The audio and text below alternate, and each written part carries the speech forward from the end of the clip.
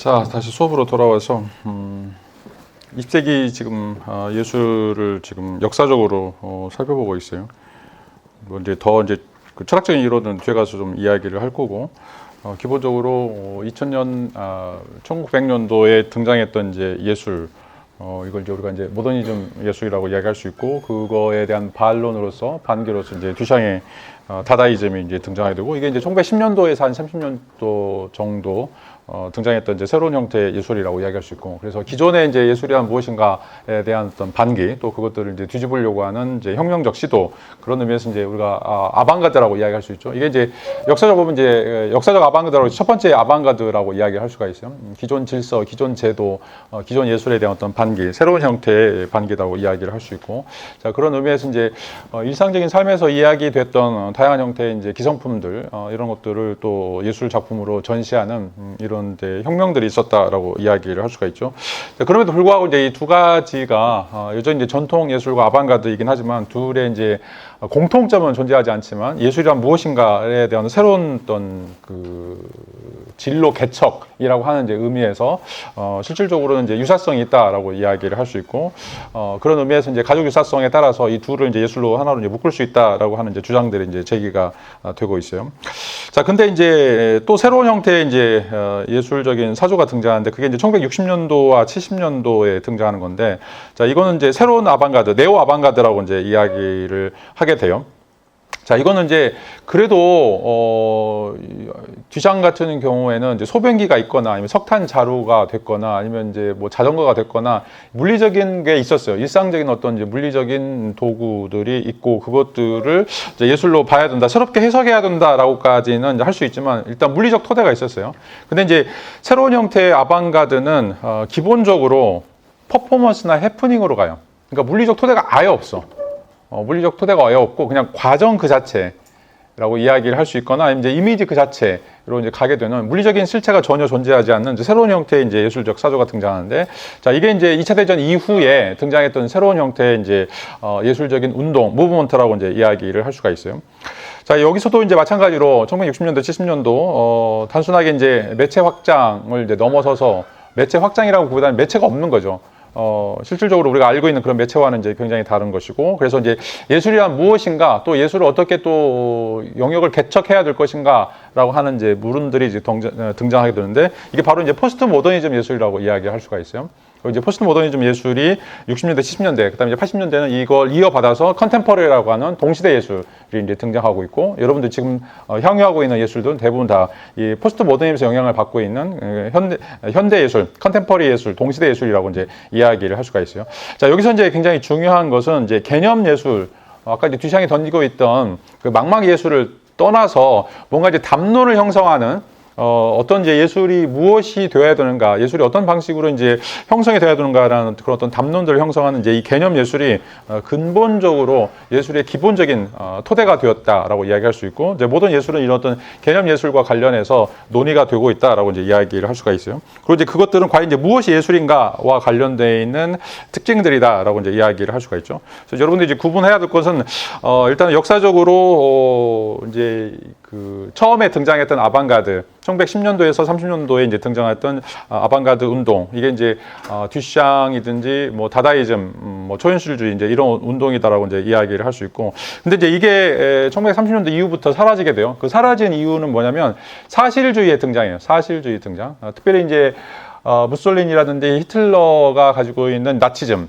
그다음에 이제 소련에서 이야기하는 구성주의, 이것도 이제 사회주의 리얼리즘이라고 이제 이야기하는데, 자, 이제 파시즘도 마찬가지고 공산주의도 마찬가지고 이제 대중이 어떻게 보면 이제 근본적으로 중요한 것들인데, 대중이 이해할 수 있는 예술, 대중이 좋아할 수 있는 예술을 이제 어떻게 보면 이제 사회적인 선전 체제로 갖추게 되죠. 자, 그런데 이 듀샹이든지 다다이즘은 볼 때는 퇴폐적이에요. 뭐 지금 여기서 소개하고 있지 않지만 굉장히 이제 성적으로 가학적인 거라든지 아니면 이제 사회적으로 볼 때 굉장히 이제 비도덕적이라고 하는 이제 작품들을 많이 전시를 하고 있어요. 왜냐하면 이제 도전을 해야 되니까. 부르주아들이 가지고 있는 기존의 가치관들을 전복시킬 수 있는, 그래서 가장 이제 그것 중에 효과적인 게 바로 이제 성적인 거, 또는 어떻게 보면 이제 그 도덕의 붕괴 같은 것들인데, 근데 이제 그거를 스탈린이라든지 아니면 이제 그 파시즘에서는 용납을 할 수가 없죠. 왜냐하면 이제 그것들은 비도덕적인 거고, 그런 것들이 만약에 이제 사람들에게 많이 이용해 둔다라면 사회를 어떻게 보면 이제 사회적 전통적인 질서를 유지할 수 없기 때문에, 그래서 그런 사람들 전부 다 추방하거나 제거하거나 사라지게 하죠. 그리고 이제 사회주의 리얼리즘이라고 이야기하는 것처럼 노동자 농민들이 얼마나 고상하게 살고 있고, 이런 사람들이 어떻게 풍요로운 삶들 살고 있고, 또 우리가 지향해야 공산주의가 어떻게 미래 사회를 이끌어갈지, 그런 어떤 체제 선전, 여러분 이제 북한이라든지 러시아에 가거나 중국에 가면 이제 그런 것들이 있죠. 그런 방식들로 이제 사람들에게 이제 영향을 미친다라고 이제 이야기할 수가 있어요. 자, 중국에 가면 어디든지 마찬가지죠. 한번 여러분들 가서 이제 있으면 한번 사진 하나 찍고 봐. 그 도로라든지 아니면 뭐요? 어느 곳에 낙서가 없어요. 낙서가. 담장이라든지 벼락이든지. 유럽 가면 이제 막 스프레이로 막 해가지고 하는 그런 것들이 전혀 존재하지 않아요. 그러니까 이제 그 사회가 얼마나 이제 폐쇄적인지 이제 알겠죠. 그래서 뭐 전단지도 우리처럼 막 덕지덕지 붙어 있거나, 플랜카드도 개인 플랜카드 전혀 없어. 다 이제 당과 관련된, 국가와 관련된 뭐 열심히 일하자 표어나 이런 구호들이 써 있지, 뭐 우리나라처럼 누가 와서 누가 와서 뭐 공연하는 그런 거 하나도 안 달려 있어요. 자, 이게 이제 사회주의가 갖고 있는, 또는 이제 어떻게 보면 이제 파시즘이 가지고 있는 체계라고 이야기를 할 수가 있어요. 그런 체계에서는 이제 이런 어떤 아방가드적인 요소들을 전부 다 퇴폐적인 거고, 그건 이제 사회를 좀먹는 것들이고, 그런 의미에서 이제 전부 다 제거해야 된다라고 이제 이야기하는 거죠. 그래서 이제 유럽에 있던, 특별히 파리에 있던 많은 예술가들이 이것 때문에 전부 다 미국으로 다 도망가요.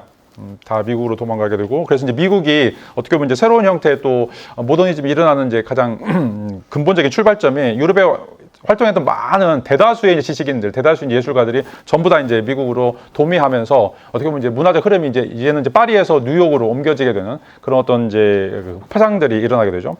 자, 그런 의미에서 이제 특별히 이제 미국에서 거기서 이제 활동하고 있는 이제 사람들 중에 다시 이제 이 파리에서 벌어졌던 새로운 형태의 이제 아방가드 운동들이 이제 일어나게 되는데, 그것들이 바로 새로운 형태의 아방가드라고, 이제 네오 아방가드라고 이제 이야기를 할 수가 있어요. 이제 미국도 1930년대 이후에 이제 경제공황이 이루어지게 되면서 뭐 뉴딜 정책 뭐 이런 것들이 일어나게 되고, 미국은 절대로 경제적으로 후퇴할 거라고 이제 생각을 하지 못했죠. 그런데 이제 공황이 생기면서 실질적으로 이제 가장 부유한 국가라고 하는 이제 이미지가 이제 무너지게 되고, 거기서 이제 이런 문화들을 이제 이끌어가고 있던 사회적 엘리트들, 이게 이제 와스프라고 이야기하는 백인 기독교주의자들인데, 자, 이런 사람들이 가지고 있는 전통적 가치관, 여기에 또 이제 환멸을 느끼게 돼요. 왜냐하면 이런 사람 다 이제 은행 가고 자본 가고 어떻게 보면 이제 사회를 이끌어가는 사람들인데, 이런 사람들이 믿고 있던 종교, 또 이런 사람들이 가지고 있던 어떤 예술관, 자, 이거에 대해서 이제 새롭게 이제 반격들이 이제 주어지게 되죠. 그 반격들이 바로 어떻게 보면 이제 네오 아방가드의 출발점이라고 이제 이야기를 할 수가 있어요. 자, 이런 의미에서 이제 어떻게 보면 혁신, 또 제도 비판, 또는 이제 그 예술과 삶에 대한 어떤 경계 허물기, 이런 것들이 또 이제 미국에서 1960년도 또 70년도 이제 일어나는 이제 이런 새로운 형태의 사조들이다라고 이야기를 할 수가 있어요. 자, 이런 사람들은 이제 아까 얘기했던 것처럼 과거의 아방가드, 파리에서 일어났던 이제 과거의 아방가드 유산들을 이제 개성하면서 또 다른 맥락이라는 것은 아까 얘기했던 것처럼 냉전 시대, 또 소비 사회, 또 매스미디어, 또 예술의 제도와 지금 현대 이제 미국이 겪고 있었던 60년대, 70년도 미국이 겪고 있었던, 또는 세계적으로 겪고 있었던 이런 어떤 문제들에 대해서 계속해서 이거를 전복시키려고 하는 새로운 어떤 시도들이 이제 등장하는데, 그게 바로 이제 네오 아방가드라고 이야기를 할 수가 있어요. 자, 이제 네오 아방가드의 특징들을 이제 몇 가지로 이제 살펴보면, 가장 중요한 것은 기존 제도에 대한 비판이에요. 기존 제도.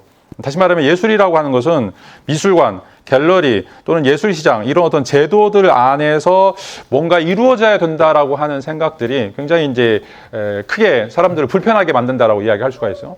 나는 뭐 피아노도 내 집에서 잘 치고 또 그림도 잘 드는데 꼭 내가 미대에 나오면, 내가 꼭 예술대를 피아노를 전공해야만 나를 예술가로 인정하는, 자, 이런 것들을 이제 제도라고 했는데, 이런 것들이 이제 굉장히 환멸적으로 느껴지는 것들이죠.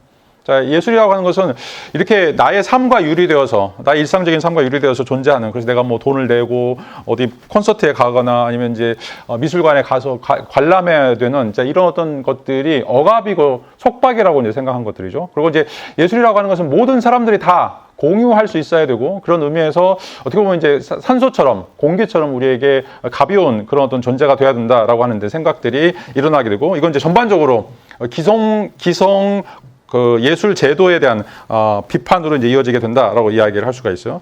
자, 이런 의미에서 이제 경계 허물기, 여러분 이제 가장 중요한 특징 중 하나가 바로 일상적인 삶의 긍정인데, 자, 20세기의 가장 중요한 이제 철학의 특징이 바로 이제 일상적인 삶의 긍정이에요. 절대로 이 세계에 넘어서서 존재하는 어떤 것은 없다라고 하는 것이고, 그것이 이제 기독교든지 뭐 힌두교든지 종교적인 체험들, 자, 그런 것들은 다 이제 사기에 불과하다라고 하는 것들이고, 이제 그런 것들을 믿는다고 하더라도 그것도 역시 우리 내부 안에 존재해야 된다. 그래서 지금 기독교도 목사님들 보면 천국과 지옥이 없다라고 이야기하는 사람 많아요. 거의 반절 이상이 될 거야. 여러분 교회 다니는 사람들은. 그리고 스님들도 마찬가지죠. 윤회가 없어. 그러니까 천국도 그냥 내 마음의 천국이야. 내 마음이 편하면 천국이지, 뭔가 물리적 공간으로서 천국과 지옥이 있다라고 하는 거. 근데 성경도 하나님 말씀이 아니다라고 하는 이야기들. 성경도 그냥 편집된 것이고 이야기에 불과하다라고 이야기하는 것들이죠. 불경도 이제 마찬가지고. 자, 이런 것들이 이제 목사인데, 신부인데, 또 이제 뭐 스님인데, 초월적인 세계를 더 이상 믿지 않아요. 그런 것들은 다 그냥 불쉿, 쓰레기들이고, 어떻게 보면 이제 전통적인 가치관이고, 이제는 이제 그것들이 전혀 유효하지 않다. 내 마음을 좀 평안하게 하는 거, 그리고 다른 사람들과 더불어 잘 지내는 거, 평화라는 거. 이게 이제 중요하다고 생각하는 거죠. 그래서 성경에서도 이제 사랑하고 공의, 정의를 이야기하는데, 공의나 정의는 이야기하지 않아. 죄에 대해서 이야기하지 않아요. 그냥 사랑만 하면 돼.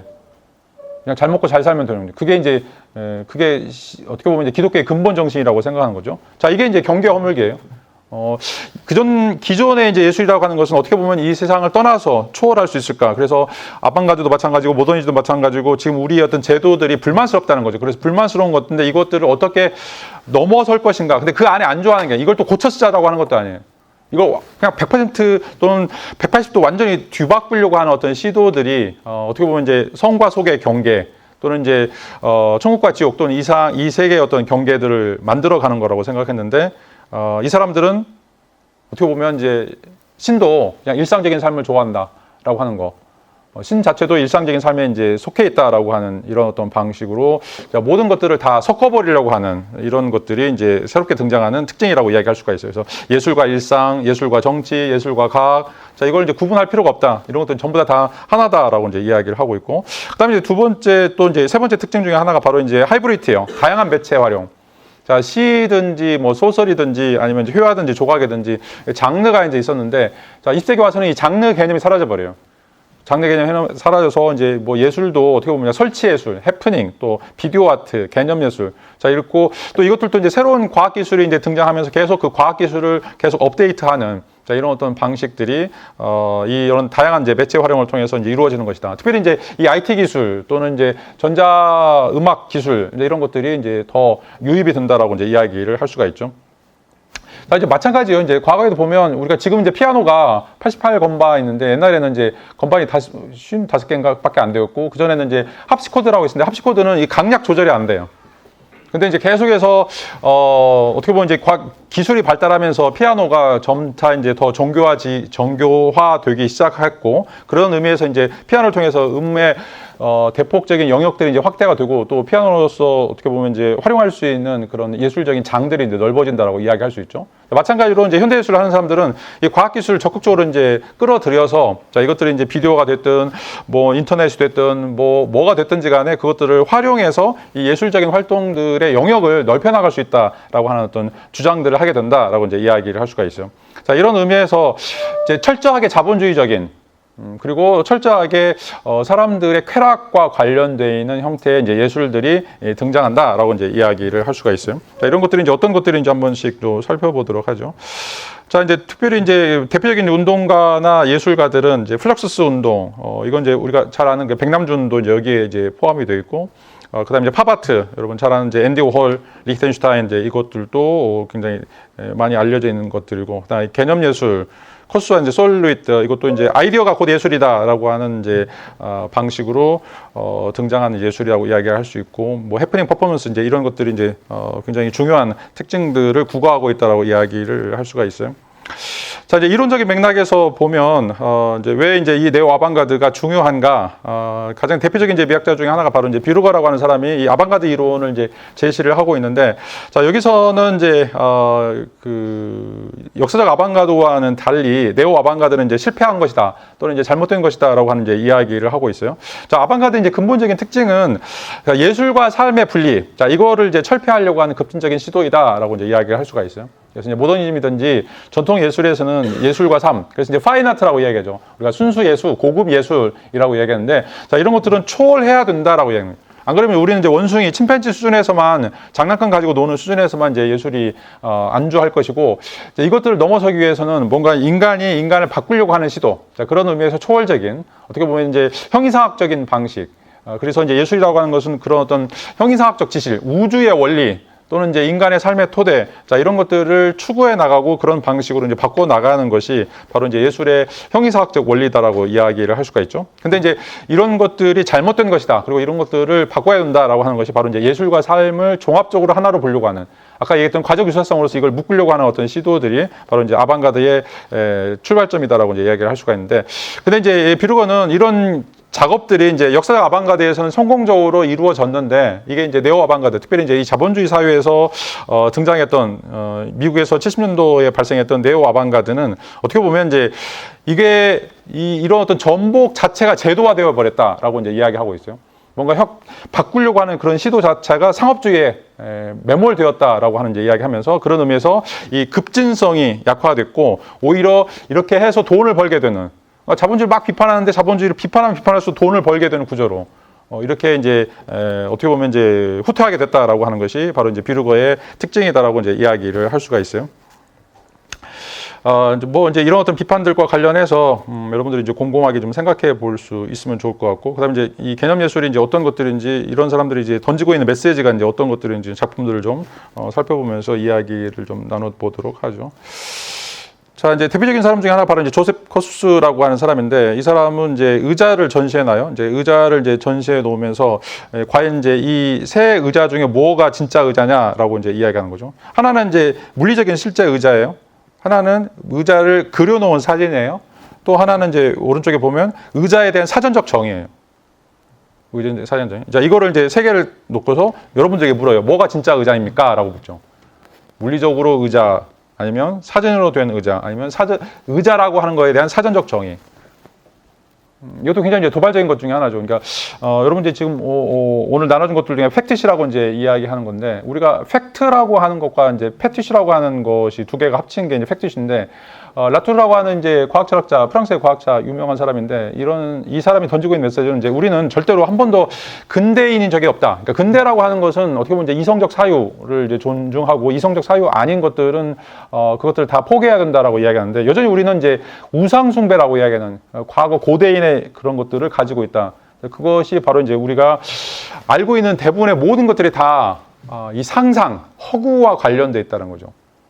그래서 마치 우리가 알고 있는 것들이 그냥 물리적인 사실이라고 생각하지만, 그 물리적인 사실과는 다르게 또 다른 어떤 형이상학적인 그런 존재론이 있는데, 그게 바로 이 허구와 관련된 세계다라고 얘기해요. 그걸 이제 라투르는 이제 패티시라고 이야기해요. 패티시는 원래 이제 그 뭐 여성 뭐 속옷이라든지 뭐 남성 뭐 물건을 보면서 성적 흥분을 갖는 거예요. 자, 이걸 이제 프로이트도 연구를 했는데, 왜 말도 안 되죠. 그냥 진짜 여성도 아니고 진짜 남성도 아닌데 왜 그 사람이 가지고 있는 물건을 보면서 우리는 성적 흥분을 느끼는가? 이게 이제 정신병인가 아닌가? 이걸 연구했던 사람이 이제 프로이트예요. 근데 이제 모든 사람들이 다 그런 것들을 가지고 있다는 거죠. 그러니까 이게 그림에 불과하고, 이게 사전에 불과하고, 이게 물리적인 실체가 아님에도 불구하고, 우리는 그것들이 갖고 있는 효과들이 마치 물건을 가지고 있는 것과 똑같은 어떤 효과들을 내게 되는 걸, 이걸 이제 라투르는 팩티시라고 이제 이야기하는데, 자, 이런 것들이 예술에서 이제 발생한다는 거죠. 자, 그렇다면 진짜 의자하고 의자에 대한 그림하고 또 의자에 대해서 설명하는 게 뭐가 다르냐이죠. 이 팩티시에 따르면 이 세 가지가 동일한 효과를 낸다는 거예요. 동일한 효과. 그러니까 이게 이제 우습기도 한데, 우리의 뇌는 진짜 현실 세계와 꿈속 세계를 구분을 못하는 거예요. 이게 이제 아이러니 중에 하나죠. 그래서 이 뇌를 속이는 작업들이 얼마든지 가능한 거죠. 그래서 이제 그 중에 하나가 바로 이제 플라시보 효과죠. 이 약은 아무것도 아닌데 그 약을 먹으면 내가 뭔가 낫게 될 것이라고. 그 믿음 때문에 그런 효과가 진정으로 이제 벌어지는, 자, 이런 일들이 이제 이루어진다라고 이제 이야기를 할 수가 있어요. 내가 교회 다니면서도 교회에 이제 그 이해가 안 됐던 게, 그 이스라엘 사람들이 이제 모세가 이끌고, 이제 이제 홍해를 건너가지고 나오는데 그 사람들이 첫 번째 했던 게 뭐냐면 금송아지를 만든 거예요. 금송아지. 웃기잖아요. 자, 하나님이 야훼가 너희를 구해준다라고 해서 나왔어요. 근데 야훼는 이제 형상이 없어. 형상이 없는데 이 사람들이 나와가지고 야훼께 감사한다고. 이제 모세가 이제 시내산에 올라가지고 십계명을 받기 위해서 이제 기도하고 있었는데 그 사이에 우리한테 하나님을 보여달라라고 이제 이야기하니까, 그러니까 아론이 이제 그런 얘기하죠. 니네들이 가지고 있는 이제 금을 다 나한테 가지고 와라. 그럼 내가 야훼가 무엇인지 보여주겠다라고 이야기하죠. 그걸 녹여가지고 만든 게 바로 이제 금송아지죠. 누가 봐도 금송아지는 금송아지지 그게 야훼라고 생각하죠. 근데 그 금송아지를 보면서 모든 사람들이 다 야훼라고 생각하는, 자, 이런 어떤 착각들이 바로 팩티시라고 이제 팩티시라고 이제 이야기를 할 수가 있어요.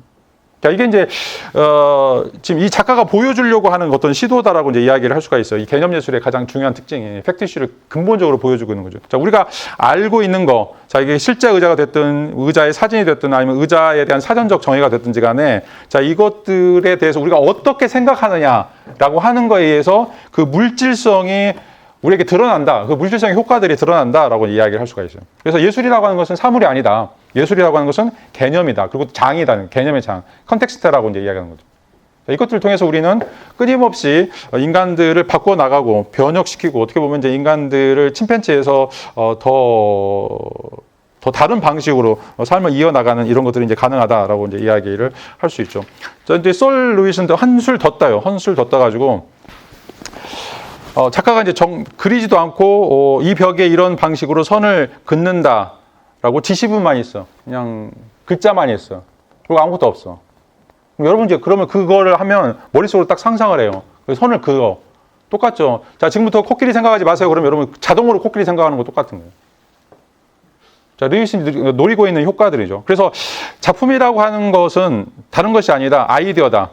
그리고 어떻게 보면 이제 개념이라고 하는 것이 작품을 구성한다라고 이야기할 수 있고, 이 솔 루이스의 이런 어떤 그 지시문이라고 하는 것이 실질적으로 인간에게 예술이 어떤 것인가, 예술이 작동하고 있는 방식들을 이제 가르쳐 준다라고 이야기를 할 수가 있어요.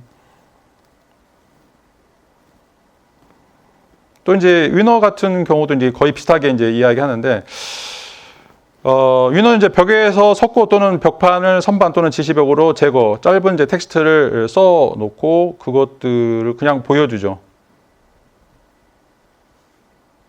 근데 이제 그걸 보면서 여러분들 또 상상을 해요.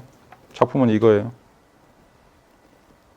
자, 어떻게 하십시오, 뭐 벽돌을 어떻게 하십시오, 뭐 하십시오, 글자만 써 있어. 근데 여러분들 저걸 보면서 머릿속으로 바로 벽돌이 쌓아지는 것들을 느끼게 되는 거죠.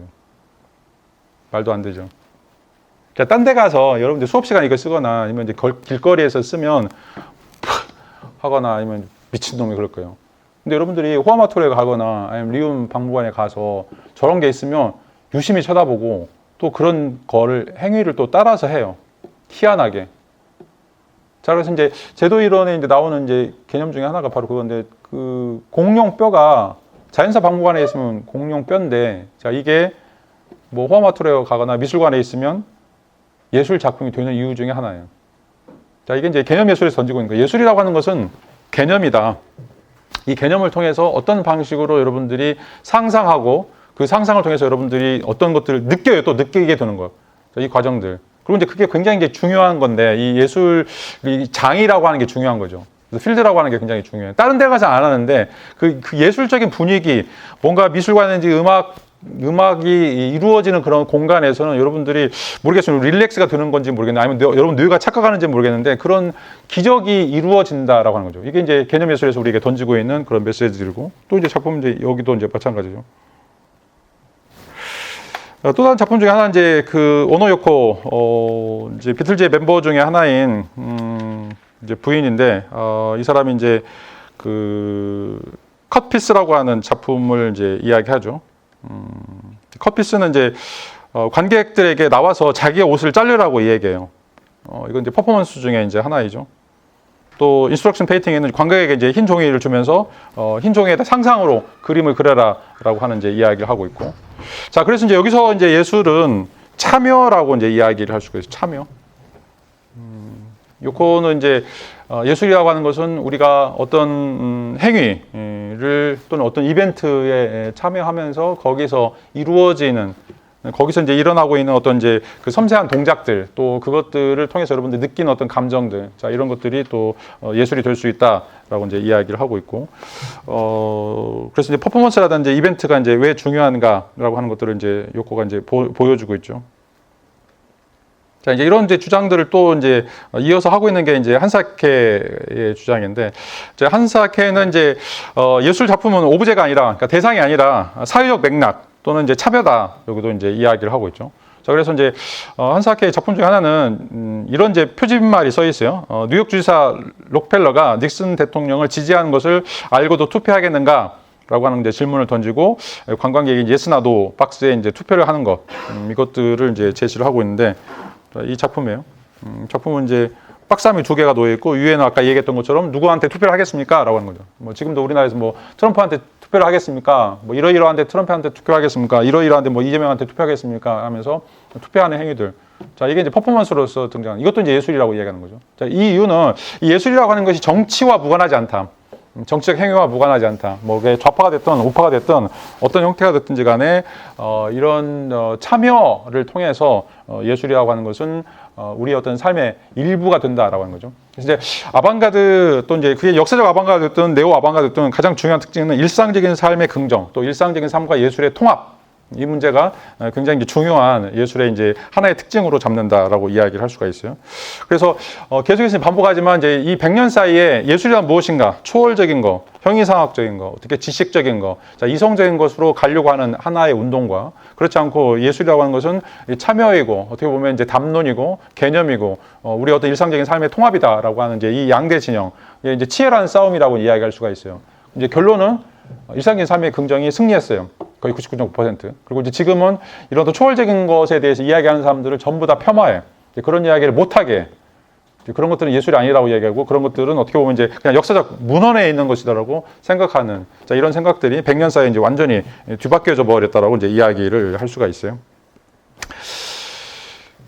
자, 이제 그렇다면 이제 이런 이제 방식의 예술이 과연 이제 성공했는가? 어떻게 보면 이제 역사적으로는 성공했다라고 이야기할 수가 있어요. 아까도 얘기했던 것처럼 99.9%가 대부분 다 이제 이런 예술을 하기 때문에 그렇다. 그리고 이제 첫 시간에도 얘기했던 것처럼 이런 예술이 이제 가지고 있는 근본적인 특징이 이제 시장 예술, 또 예술의 종말, 단토가 이제 예술의 종말이라고 이야기할 정도로 우리가 지금까지 알고 있었던 전통 예술, 전통 예술의 가치관들, 또 그런 담론들은 전부 다 죽었다라고 이제 이야기할 수가 있어요.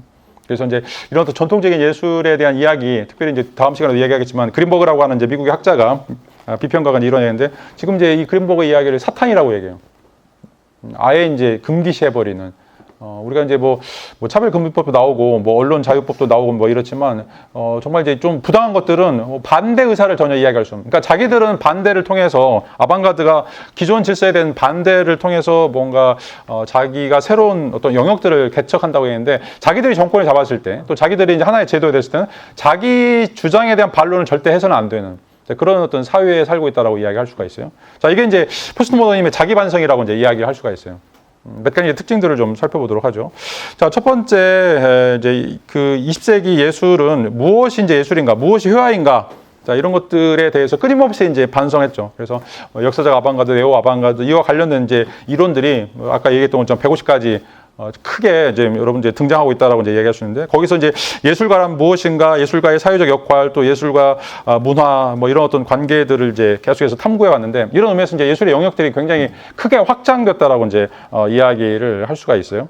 자, 근데 이제 기본적으로 이 반비학, 반예술, 그러니까 기존 질서에 대한 이 저항 운동이라고 하는 것이 결과적으로는 스스로 또 제도관화되고, 또 자기 문화의 일부로 흡수되면서 이제는 더 이상 체제 비판을 하지 못하는 것이 되었고, 그리고 이제 포스트 모더니즘 예술, 아까 얘기했던 컨템퍼리 아트라고 하는 것이 지금은 공식 문화가 돼버린 거죠. 그러니까 예술의 이제 역사를 20세기 역사를 살펴보면 계속해서 이 반예술, 반미학, 그다음에 이제 반전통 이것들을 통해서 계속 저항 정신을 길러왔었고, 그리고 우리가 알고 있던 그런 영역들을 확장해 나가면서 담론들을 굉장히 다양하게 만들어서 어떻게 보면 이제 풍성한, 뭐 이 사람도 이걸 지지할 수도 있고 저 사람도 저걸 지지할 수 있는 이런 어떤 공통의 장들을 이제 열어줬다라고 이제 이야기를 할 수가 있는데, 자, 이런 어떤 이제 장들이 실질적으로 공식 문화, 공식 제도가 되면서 더 이상 이제 급진적인 이야기들이 안 나오고, 이거에 대해서 반대하는 사람들은 전부 다 입을 다물게 하거나 재갈을 물리게 하는, 그리고 그것들은 이제 학계에서 통용이 되지 못하는. 여러분 이제 뭐 서울대라든지 홍대라든지 여러분 미학하는 사람들 글들 읽어보세요. 전통 문화에 대해서 이야기하는 사람들 한 명도 없어요. 전통 문화를 또 좋게 평가하는 사람도 한 명도 없고, 그렇게 되면 계제 불가야. 그런 얘기를 하면 절대 안 돼. 이게 웃기는 아이러니 상황들이 이제 벌어졌다라고 이제 이야기할 수 있죠. 그래서 계속 예술은 20세기 예술은 21세기 예술은 이제 퍼포먼스나 뭔가 아까도 했는 말도 안 되는 그런 굉장히 디스커스팅한, 그러니까 요즘에 나오는 뭐 노벨 문학상도 마찬가지고 요즘에 등장하는 것들 다 보세요. 예술이라고 하는 것들 보면 전부 다 디스커스팅해. 그게 오히려 이제 그냥 트렌드가 된 거죠. 그래서 막 사람 때려 죽이고 잔혹하게 하고 성폭행하고 욕하고, 그거 없으면 영화도 안 되고 예술도 안 되고 책도 안 되고, 물론 다 그런 거 들어가야 돼요. 그게 어떻게 보면 현대예술의 가장 중요한 표지이기 때문에. 근데 이게 이제 과연 이제 바람직한 것인가라고 하는 것들을 묻고 있는 거죠. 자, 아까 이제 뒤창의 변기 계속해서 반복적으로 지금 이제 등장하고 있는 작품 중에 하나인데, 처음에 이제 소변기가 나왔을 때 이거는 이제 예술 제도 자체를 조롱하는 것이고, 그런 의미에서 어떻게 보면 이제 굉장히 반예술적 선언이기 때문에 그 예술사적으로 미학적으로 보면 굉장히 권위 있는 것이라고 이제 이야기를 할 수가 있어요. 자, 이런 의미에서 이것들이 이제 그런 의미가 있었는데, 이 충격이 처음에 나왔을 때 충격과 지금의 그런 충격을 가지고 있는, 전혀 그렇지 않죠. 이게 1917년도 나왔을 땐 많은 사람들이 뻥 쪄가지고 이게 정말 도발적이다라고 생각하는데, 지금은 이게 너무 당연한 거라고 생각하는 거야. 뒤창의 소변기, 어떤 이제 미학책을 보든지 어떤 예술 철학책을 보든지 이게 안 나오는 게 없어요. 다 나와. 너무 이제 어떻게 보면 이건 너무 이제 무료한 거죠. 더 이상 이거를 가지고서 사람들이 충격을 받지 않는다라고 이야기할 수 있고, 그리고 이제 이것들이 이제 박물관에 전시되면서 수많은 복제품들이 이제 만들어내게 돼요. 그러니까 뒤창의 변기가 나왔던 이유는 비판하려고 나왔는데, 지금은 이 뒤창의 변기가, 소변기가 비판이 전혀 아니라 그냥 친근해져 버린 거죠. 너무 익숙해져 버린 거예요. 더 이상 그러니까 비판의 기능, 그러니까 예술이 갖고 있는 사회적 기능으로서 비판의 기능들을 완전히 사라지게 됐다라고 이제 이야기를 할 수가 있어요. 자, 더 대표적인 것은 바로 이제 앤디 워홀의 작품들이에요. 자, 앤디 워홀은 이제 처음에는 막 비평가들이 뭐 이 대량 생산, 뭐 소비 문화, 광고의 아이콘, 뭐 이런 것들을 이제 미술로 끌고 와가지고 예술과 대중문화의 경계를 흐트렸다라고 이제 이야기하는데, 실질적으로 이 워홀은 이런 작품들을 통해서 떼부자가 되었어요. 떼부자.